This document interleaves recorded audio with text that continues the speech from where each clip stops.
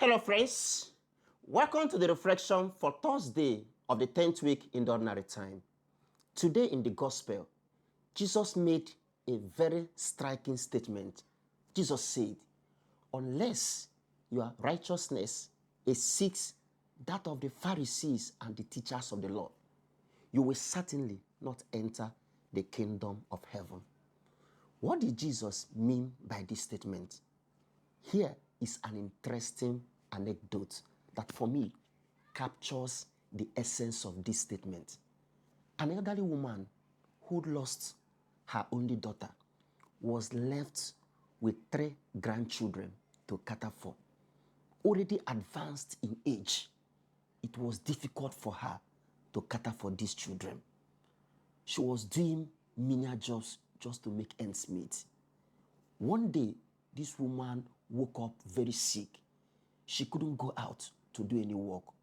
So unfortunately that day, she was unable to provide food for her grandchildren.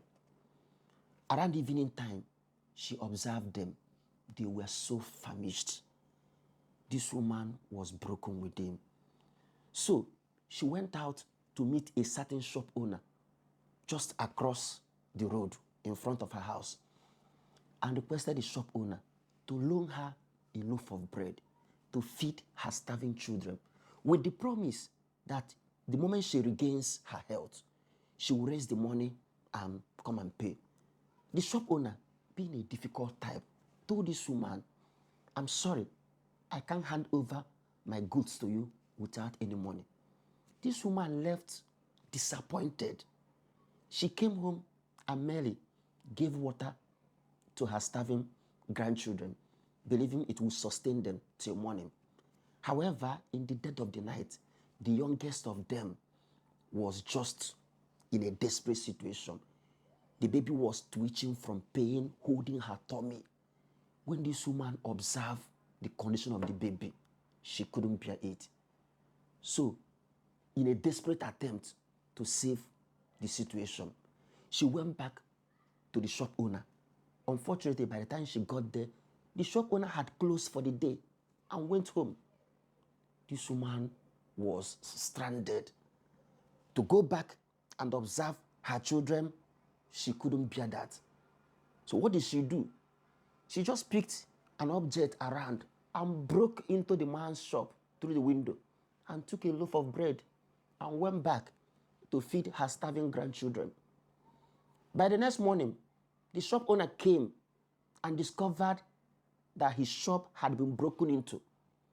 And he observed and saw that a loaf of bread was missing.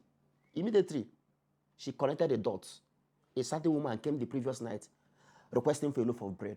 So he concluded that that woman must be the culprit. So what did he do? He went straight to the woman's house. Just getting at the entrance, the evidence was staring him in the face. He saw the label that came with the bread and the wrapping in front of the door.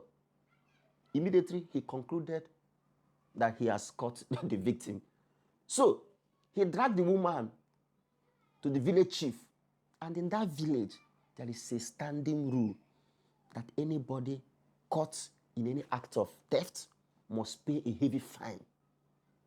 So when this woman was dragged before the village chief asked the woman, you have heard the accuser. What have you to say? The woman said, I'm guilty. I stole his bread. And the village chief told the woman, you know the law, so you are going to pay the fine. A woman who could not afford a loaf of bread, is it the heavy fine that she would afford? That is throwing her into a more desperate situation.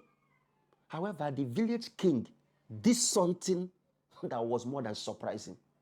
In the presence of everybody, he dipped hand inside his own pocket, brought out that exact fine the woman was meant to pay, handed it over to the woman, and told her, go and pay your fine. The woman was shocked and surprised. She's no longer going to be in prison. Her fine has been paid. So she went and paid her fine. That was not the end. Immediately, the village king turned to his subjects who were in his palace and told them, all of you will be paying so fine. Immediately, he levied all of them and told his guards to go around and collect the levy. The guards went around and collected the levy from the villagers who were in the king's palace. And then, in their presence, the king carried the whole money and handed it over to the woman, to the shock and the amazement of everybody. What is the king up to? What is he doing? Is he rewarding criminality? No. The king made a statement that left everybody thoughtful. The king said, "It is such a shame and a big embarrassment that we live in a community where an elderly woman needed to steal in order to save her starving grandchildren from dying." What it meant is that there is no charitable person among us. There is no kind person among us. There is no generous person among us. No. We can't run such a society. We can't. This action of the king, for me, typifies the point Jesus is trying to make today. The Pharisees and the Scribes are the custodians of the Jewish law. They know the letters of the law, and they are willing to exact even the very last of it. But beyond that, they don't do anything again. But unlike this king, yes, he told the woman, "You pay a certain fine." That is the demands of the law. But he did not stop there, because that would have been stopping at the level of the Pharisees and the Scribes, who only insist on the letters of the law. But this king went beyond the letters of the law by giving the woman the money to pay. And then after that, he made his subjects to do something that will make it difficult for this woman to steal again, by providing for her, by teaching them acts of charity, acts of generosity, acts of kindness. These are the weightier matters of the law. These are the things that give human face to law. Imagine the shop owner the woman went to. Imagine if he was a charitable person, if he was a generous person, this woman wouldn't have taken to stealing in order to save her starving grandchildren. That was why Jesus went on to say, "You have heard that it was said to the people of old, 'Do not murder. For anyone who murders will be liable to judgment.'" Jesus said, "You are even being too forward."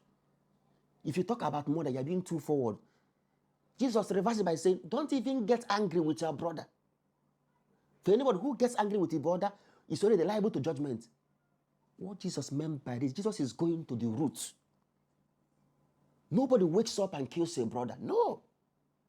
Killing begins with nursing the desire, nursing the anger, nursing the pain, and the desire for revenge. So Jesus said, "No, if you talk about murder, you are being too forward. Let's begin with what causes murder." There's an Igbo adage that says, "The thought a man conceives before killing himself wasn't a thought he conceived in a single day. He must have mulled over it, maybe for days, for weeks, before executing it." So Jesus is taking us back to the root causes of things. The reason why people are not able to keep the law is that the circumstances do not help them to keep the law. Let us solve the circumstances. Let us solve the root causes. But if you focus only on the consequences, on the aftermath, then we are not being realistic. So what Jesus is teaching us today is this: our righteousness must rise above that of the Pharisees and the Scribes. And the only way it can rise above the Pharisees and the Scribes is to make sure that the root causes, the circumstances that make it impossible or difficult for people to keep the rules, have been addressed. Until we address them, we cannot expect people to keep the rules. I pray that the word of Jesus will inspire us today, nurture our hearts, so that we go out there and then live a righteousness that is above that of the Scribes and the Pharisees. May God bless his word in your hearts. In the name of the Father, Son, and the Holy Spirit.